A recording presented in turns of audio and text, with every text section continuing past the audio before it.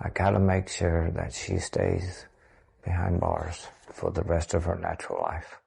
You're still fighting for justice. I'll never stop fighting for justice for them.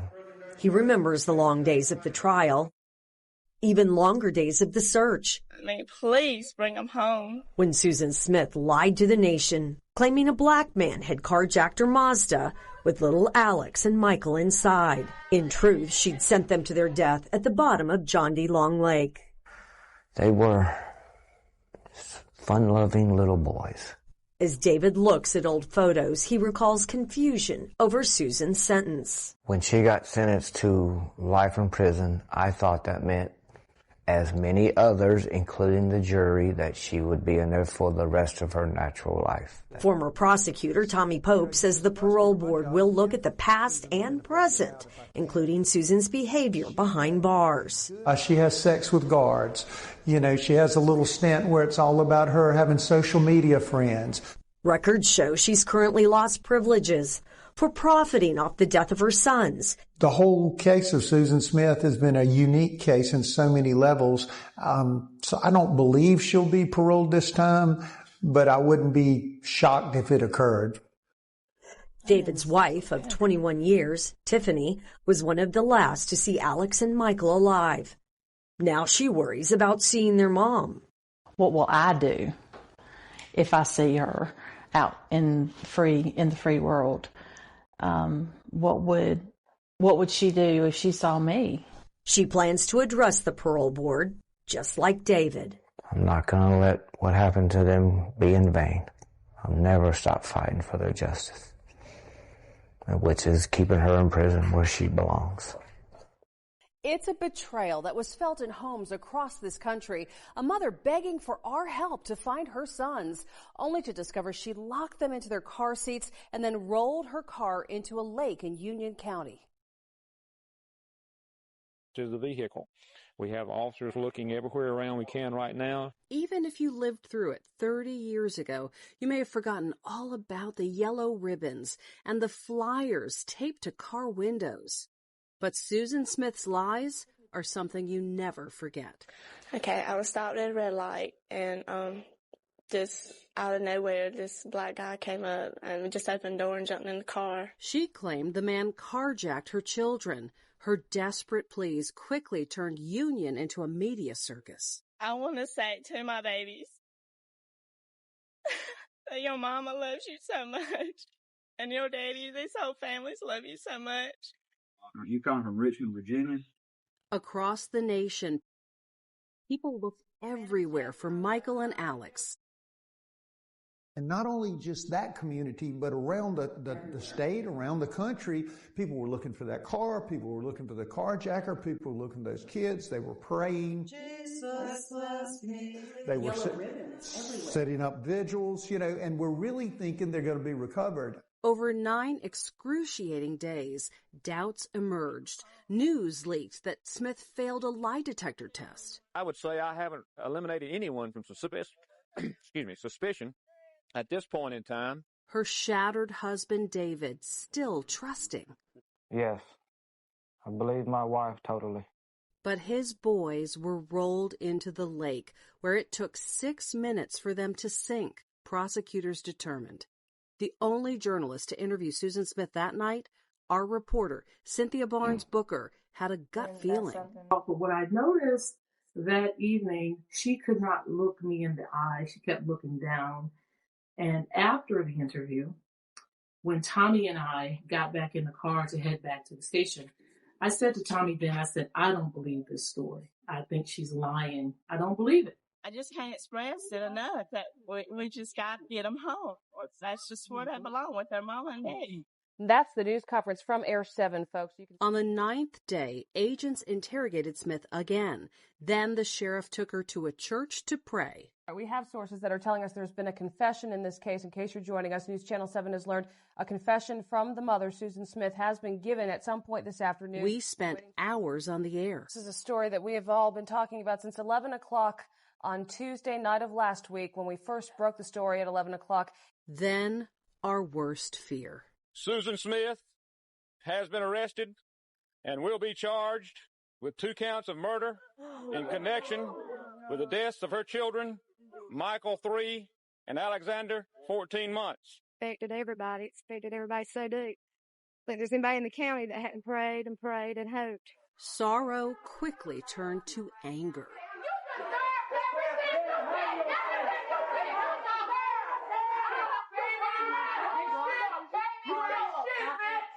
I just wanted to see what did she look like. Who and what mother could kill her babies? 7 News carried the funeral for Michael and Alex buried together in a single casket before an aching community.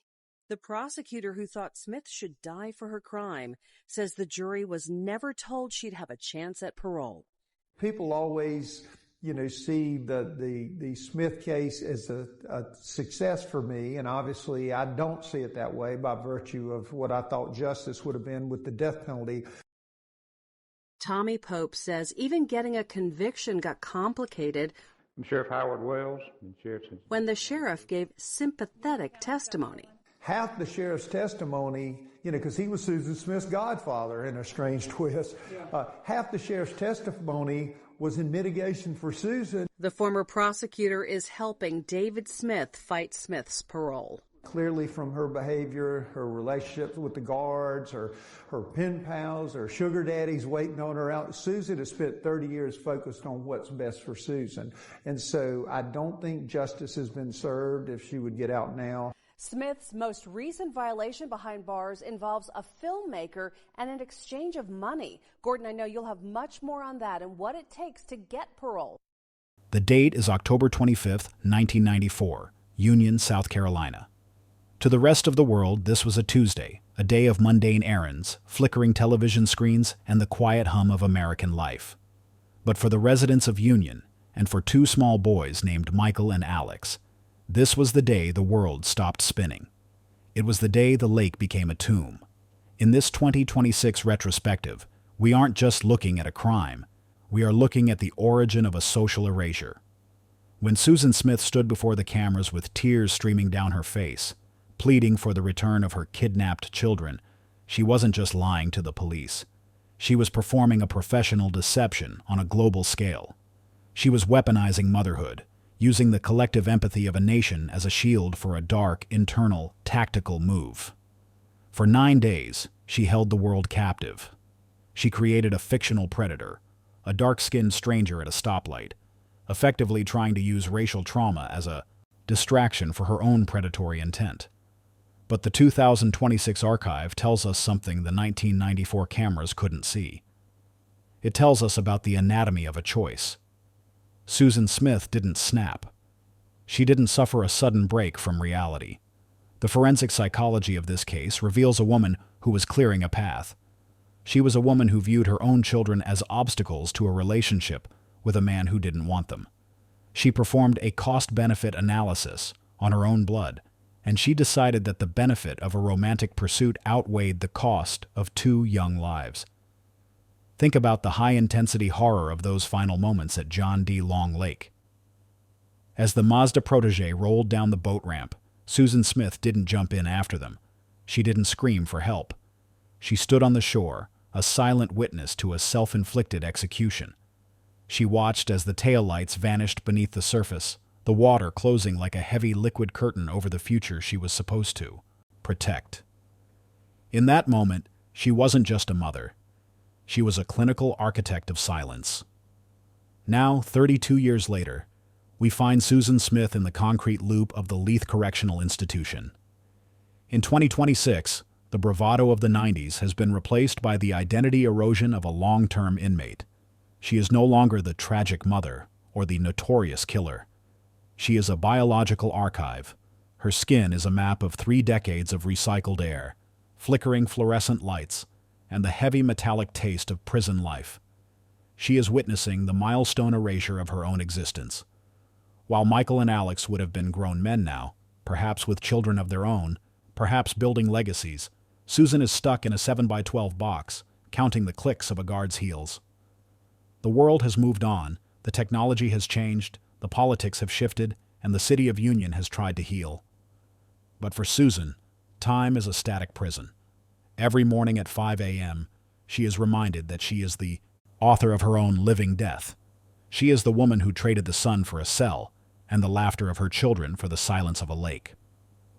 As we move into Section 2, we are going to dive into the archive of a predator. We will look at the secret prison files that the public has never seen, the reports of behavioral manipulation, the letters she has sent from behind bars, and the high-intensity internal politics of the Leith Correctional Institution. We are going to ask, is it possible for a woman who performed such a clinical act of erasure to ever truly change? Or is the living death the only appropriate response for a crime that shook the foundation of motherhood? Stay with me, because the deeper we go into this 2026 reckoning, the darker the water becomes. To understand Susan Smith in 2026, you have to look past the grainy court footage of the 90s and into the clinical, cold reality of the biological archive she has become. Your ex-wife is going to face a parole board, and you're going to be there. What do you plan to say? They can't let her out. For 30 years is just not enough. This wasn't an accident. She deliberately killed Michael and Alex. You don't think she's been rehabilitated? I don't think she'll ever be rehabilitated. To me, she's never even been really sorry for what she did. Susan Smith's incarceration has been troubled. In 2000, she was transferred to a new prison after having sex with 2 guards. She's also been disciplined for drug use. In 2015, she wrote to a local newspaper reporter saying, quote, "I am not the monster society thinks I am. Something went very wrong that night. I was not myself. I was a good mother, and I loved my boys." I've never denied that she was a great mother up until the moment that she killed him. No signs. No signs that she would ever hurt them. That's why I believed her the whole 9 days. I never doubted her. David's emotions turned dark during Susan's trial. As you sat there during the trial, what was going through your mind? I used to sit there and look at the back of her head and then look at where the bailiffs were and think about killing her. How quick could I get to her? Could I reach her before that officer reaches me? Yeah. You wanted her dead? I did. David Smith is remarried and is a father again, but he's never forgotten Michael and Alex. Usually it's a song that I hear. No, not any particular song, just different songs. And it just makes me remember how much I miss them. How I wish I could tell them, I miss you so much. His anguish, he says, would be greater if Susan is released. If she does get paroled, do you worry that she's a threat to society? What scares me is that she would get out and then running into her somewhere. Why does that worry you? I don't want to see her.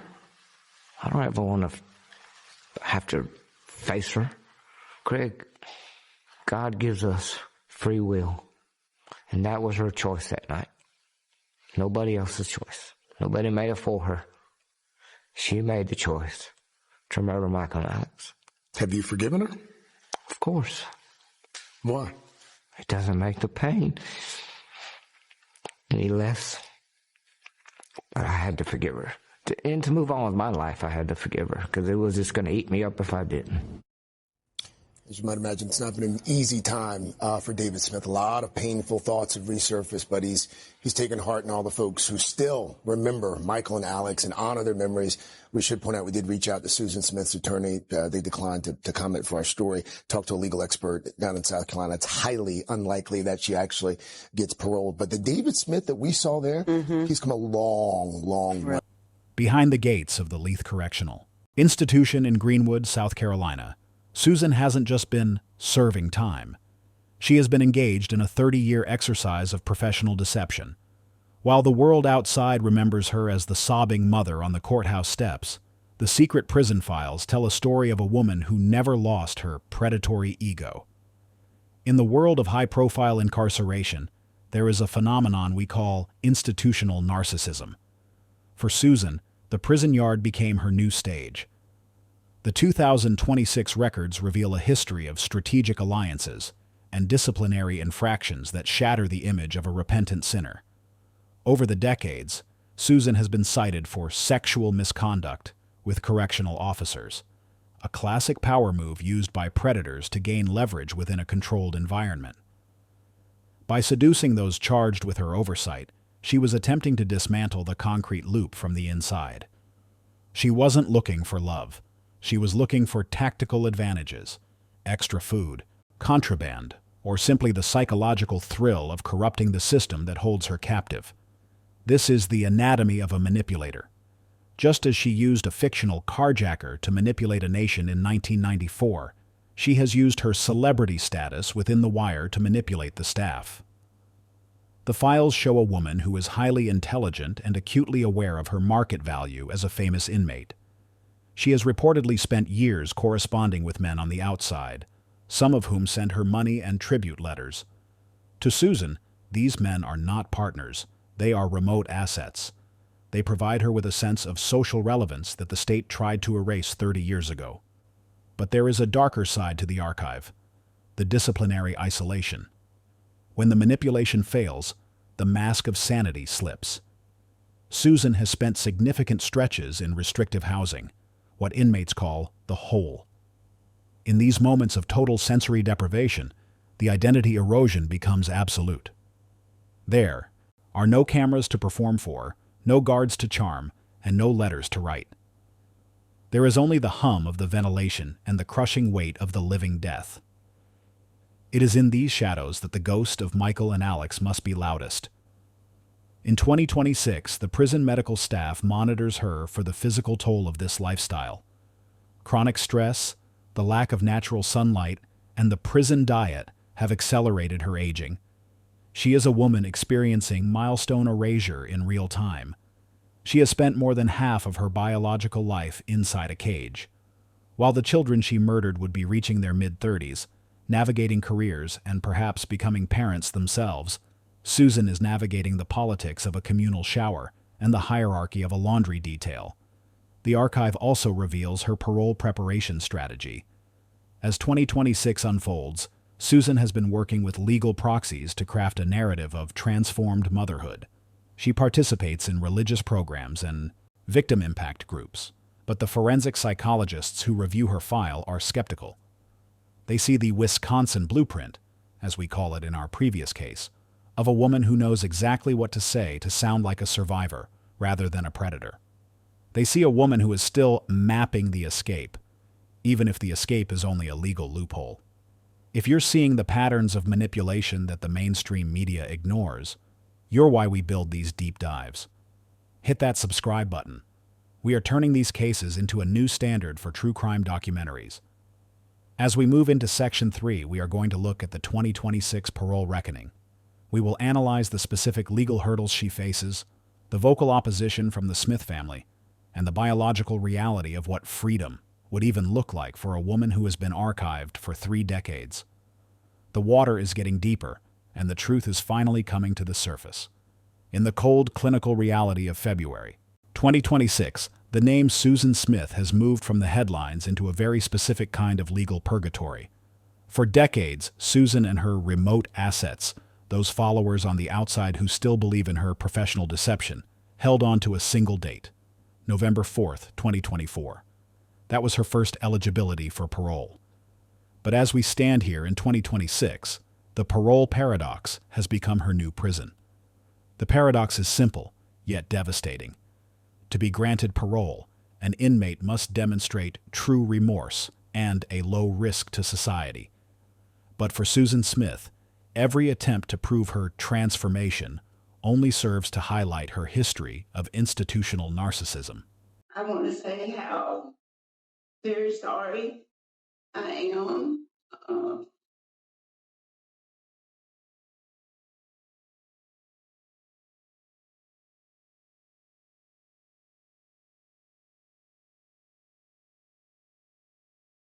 It's okay, Susan. Just talk with us.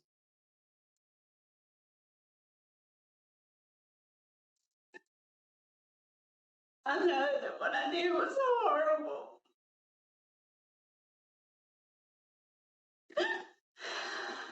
And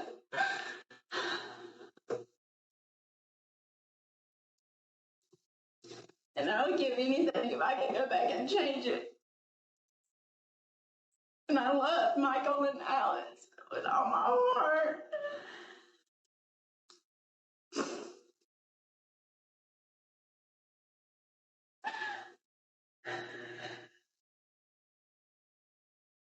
Ms. Smith, were you under the influence of drugs or alcohol the night that you murdered your children? No, ma'am, I was not. Your attorney talked about working with mental health. Is that helpful to you? Ma'am. Mr. Thomas, I hear you. Mr. Thomas talked about the fact that you were working with mental health. And my question is that helpful to you? Yes, ma'am. Is that something that you would be willing to continue with on the outside if you were granted parole? Yes, ma'am.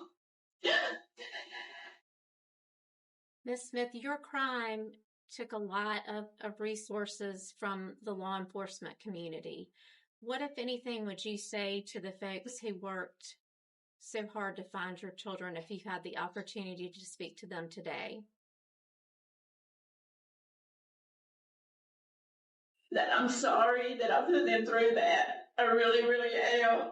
And I'm especially sorry to the drivers that I had to find them.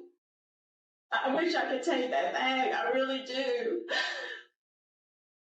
I didn't lie to get away with it. I really didn't. I was just scared. I didn't know how I could tell the people that loved them that they would never see them again. I didn't know how I could tell David he couldn't see his sons again.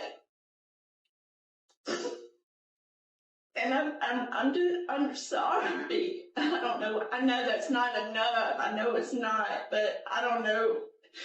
I know that's just sound like words, but they come from my heart. They really do. In 2026, the South Carolina Board of Paroles and Pardons is no longer looking at the 23-year-old girl who cried on TV. They are looking at a 54-year-old woman whose biological archive is stained with 30 years of prison infractions. The 2026 legal files reveal that the board's primary concern is the anatomy of a predator, while Susan has spent her time in victim impact classes. The board has focused on her tactical misconduct, the seduction of guards, and the continued manipulation of men via prison mail. They see a woman who hasn't changed her stripes, but merely adapted them to the concrete loop. They see a woman who, if released, would still possess the predatory intent to use people as tools for her own emotional or social gain. This brings us to the identity erosion of her freedom. Let's look at the reality of what parole would actually mean for Susan Smith in 2026. If she were to walk out of the Leith Correctional Institution today, she would be stepping into a world that has undergone a digital revolution while she was archived. She would be a 54-year-old woman with no work history, no digital footprint, and a name that is synonymous with one of the most hated crimes in American history. She would be experiencing a social erasure on the outside that might be even more brutal than the one she experiences on the inside. Furthermore, the opposition to her release remains a high-intensity force. David Smith, the father of Michael and Alex, has spent 30 years ensuring that the milestone erasure of his sons is never forgotten. In 2026, his voice and the voices of the people of Union serve as a psychological anchor, tethering Susan to her cell. They argue that life must mean life. They argue that a woman who performed a clinical execution on her own children has forfeited her right to witness the sun as a free woman. We are approaching the final section of this documentary. If you believe that justice is a living archive that must be protected, hit that subscribe button. We are about to move into the legacy of the void, the final philosophical reckoning of why we can't look away from Susan Smith. Don't miss this. In the eyes of the system, Susan Smith has become a permanent resident of the concrete loop. Her parole paradox is that the more she tries to manipulate the board into seeing her as a reformed mother, the more they see the professional deception that defined 1994. She is trapped in a loop of her own making, a cycle where her past actions are the only metric for her future. As we move into the final section, we will explore the legacy of the void. We will look at the empty chairs at the Smith family table, the aging of a monster, and the final heavy realization that for Susan Smith, there is no exit strategy. The lake was the beginning, and the cell is the end. As we reach the final minutes of this 2026 retrospective, we are forced to move away from the iron gates of Leith Correctional and back to the quiet, haunted shores of John D. Long Lake. We have analyzed the professional deception of the 90s, the institutional narcissism of her prison files, and the parole paradox that currently keeps her anchored in the concrete loop. But now, we must face the legacy of the void, the atmospheric heavy silence that Susan Smith left in her wake 32 years ago. In the world of true crime, we often talk about the shadow of the crime. For Susan Smith, that shadow hasn't shrunk. It has stretched across decades. In 2026, the legacy of this case is defined by multi-generational trauma. We aren't just looking at the loss of 2 children in 1994. We are looking at the erasure of the men they would have become.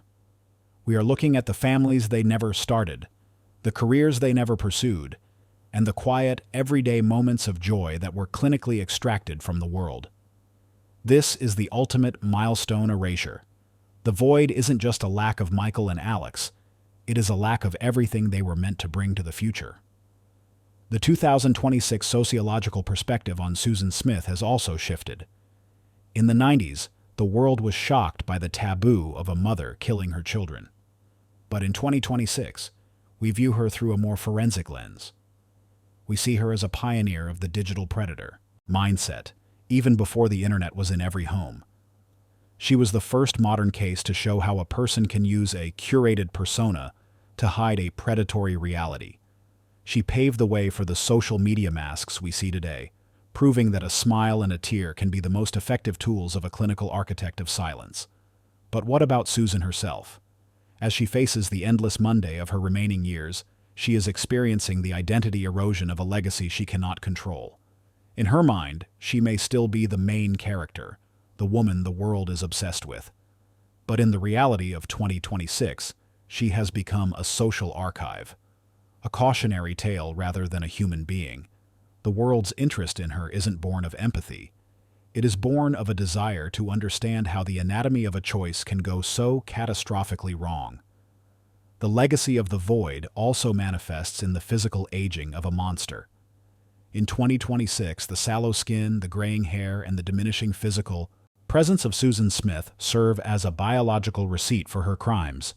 She is a woman who traded the infinite possibilities of life for the finite dimensions of a cell. She is the living embodiment of the living death. She is forced to watch her own irrelevance in real time, knowing that when she eventually takes her last breath behind those bars, the world won't mourn.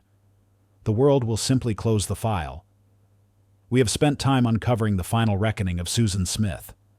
This is the level of detail that turns a channel into a legacy.